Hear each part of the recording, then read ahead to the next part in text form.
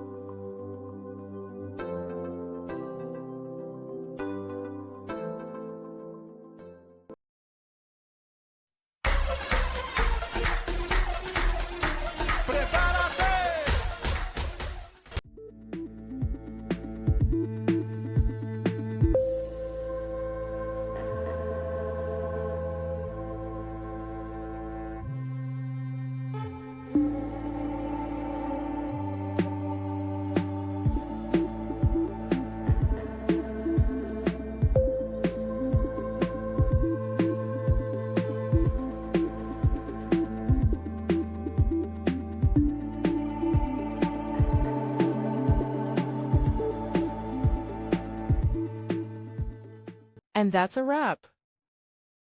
I hope you found the answer you were looking for. If you did, take a second to hit that subscribe button. It really helps out. And let me know in the comments which solution worked best for you. See you next time in the debug zone.